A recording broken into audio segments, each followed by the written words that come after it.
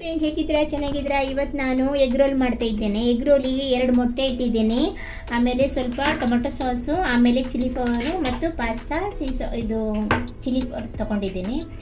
ಆಮೇಲೆ ಎಗ್ ರೋಲಿಗೆ ಹಾಕಿ ಒಳಗಡೆ ತುಂಬಿಸ್ಲಿಕ್ಕೆ ಪನ್ನೀರು ಮತ್ತು ಈರುಳ್ಳಿ, ಕ್ಯಾಪ್ಸಿಕಮ್ ಇದನ್ನು ಸ್ವಲ್ಪ ಫ್ರೈ ಮಾಡ್ಕೊಳ್ಬೇಕು. ನಾನು ಫಸ್ಟ್ ಇದು ಮಸಾಲ ಫ್ರೈ ಮಾಡಿ ತೋರಿಸ್ತೇನೆ. ಇವಾಗ ಸ್ವಲ್ಪ ಈರುಳ್ಳಿ ಹಾಕಿ ಫ್ರೈ ಮಾಡ್ಕೊಳ್ಳಿ.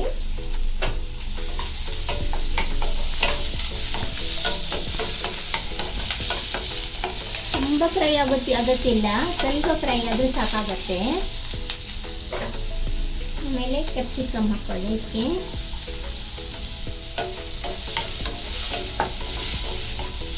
ಇದು ಚೆನ್ನಾಗಿರುತ್ತೆ. ಮಕ್ಕಳೆಲ್ಲ ಹೊರಗೆ ರೋಡಲ್ಲಿ ಮಾಡಿದ್ದನ್ನು ತಿಂತಾರೆ, ಮೈದಾ ಹಿಟ್ಟದಲ್ಲಿ. ಅದು ಎಗ್ ರೋಲ್ ರೊಟ್ಟಿ. ಇದು ನಾನು ಗೋಧಿ ಹಿಟ್ಟಲ್ಲೇ ರೊಟ್ಟಿ ಮಾಡಿ ಅದರಲ್ಲಿ ಎಗ್ ರೋಲ್ ಮಾಡ್ತಾ ಇದ್ದೇನೆ. ನೀವು ಮನೇಲಿ ಮಾಡ್ಬೋದು, ಮಕ್ಕಳಿಗೋಸ್ಕರ ಚೆನ್ನಾಗಿರುತ್ತೆ, ಮಕ್ಕಳಿಗೂ ಇಷ್ಟ ಆಗುತ್ತೆ. ಇದನ್ನು ಸ್ವಲ್ಪ ಟೈಮ್ ಫ್ರೈ ಮಾಡಿಕೊಂಡು ಆಮೇಲೆ ಇದಕ್ಕೆ ಸ್ವಲ್ಪ ಉಪ್ಪು, ಚಿಲ್ಲಿ ಫ್ಲೇವರ್ ಇದನ್ನು ಹಾಕ್ಕೊಳ್ಬೇಕು.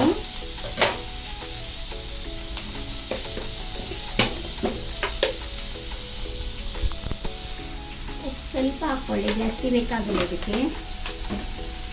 ಆಮೇಲೆ ಸ್ವಲ್ಪ ಚಿಲ್ಲಿ ಫ್ಲೇವರ್ ಹಾಕ್ಕೊಳ್ಳಿ.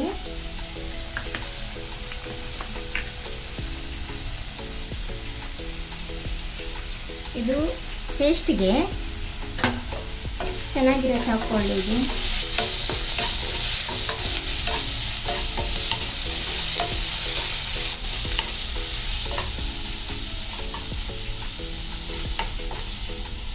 ನಾನು 2 ರೊಟ್ಟಿ ಮಾಡಿ ಇಟ್ಕೊಂಡಿದ್ದೀನಿ ಫಸ್ಟೇ ನಾನು. ಇವಾಗ ಇದರಲ್ಲಿ ಮೊಟ್ಟೆ ಒಡೆದು ಆಮೇಲೆ ಇದಕ್ಕೆ ಸ್ವಲ್ಪ ಉಪ್ಪು ಹಾಕ್ಕೊಳ್ಳಿ, ಸ್ವಲ್ಪ ಚಿಲ್ಲಿ ಫ್ಲೇವರ್ ಹಾಕ್ಕೊಂಡ್ಬಿಡಿನಿ. ಆಮೇಲೆ ಇದು ಹಾಕಿದರೆ ಸ್ಮೆಲ್ ಬರಲ್ಲ, ಮೊಟ್ಟೆದು ಸ್ಮೆಲ್ ಜಾಸ್ತಿ ಬರಲ್ಲ ಇದರಲ್ಲಿ.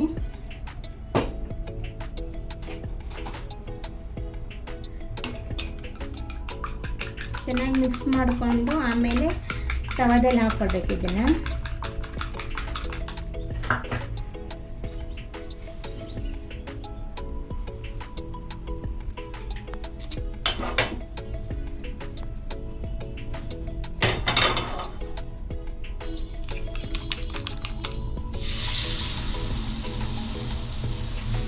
ಹಾಕಿ ತಕ್ಷಣವೇ ರೊಟ್ಟಿ ಹಾಕ್ತಿಬಿಡಿ ಇದ್ರ ಮೇಲೆ, ಆವಾಗ ಅಂಟ್ಕೊಂಡು ಬಿಡುತ್ತೆ ಬೇಗ. ಸ್ಲೋಲಿಯಾಗಿ ಇಟ್ಬಿಡಿನಿ, ಅದು ಸ್ಲೋಲಿಯಾಗಿ ಬೇಯ್ತದೆ. ಅಷ್ಟರೊಳಗೆ ನಾನು ಇನ್ನೊಂದು ಮೊಟ್ಟೆ ರೆಡಿ ಮಾಡ್ತೀನಿ ಇದಕ್ಕೆ.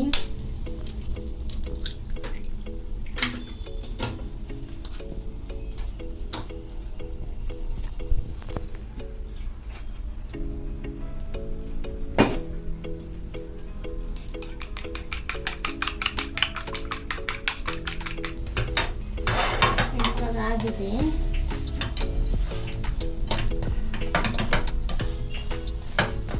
ಈ ಥರ ಒತ್ತಿ, ಯಾಕಂದರೆ ಒಳಗಡೆ ಮೊಟ್ಟೆ ಹಸಿದಾಗಿರುತ್ತಿಲ್ಲ ಆದರೆ.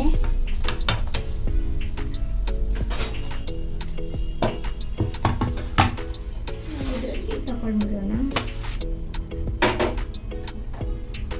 ಇವಾಗ ಇದಕ್ಕೆ ಟೊಮೆಟೊ ಸಾಸು ಹಾಕಿ ಒಂದು ಸೈಡಲ್ಲಿ ಟೊಮೆಟೊ ಸಾಸ್ ಹಾಕೊಂಡು ಬಿಡಿನಿ ಕರೆಕ್ಟಾಗಿ.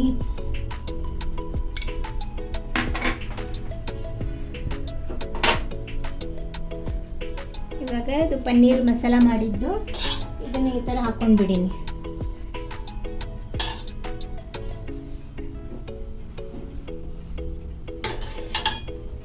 ಆಮೇಲೆ ಇದನ್ನು ಫೋಲ್ಡ್ ಮಾಡಿಕೊಂಡು ಇನ್ನೊಂದ್ಸಲ ಇದು ತವದಲ್ಲಿ ಇಟ್ಟುಬಿಡಿನಿ, ಯಾಕಂದರೆ ಇದು ಚೆನ್ನಾಗಿ ಫ್ರೈ ಆಗುತ್ತೆ.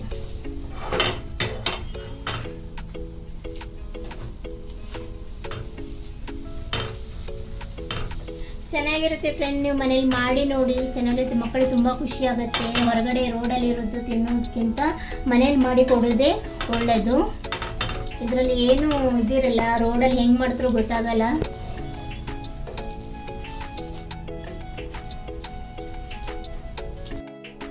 ಹೇಗಿದೆ ನೋಡಿ, ಇವಾಗ ಮಾಡಿದ್ದೀನಿ ನೋಡಿ, ಚೆನ್ನಾಗಿದೆ ಕಾಣುತ್ತೆ.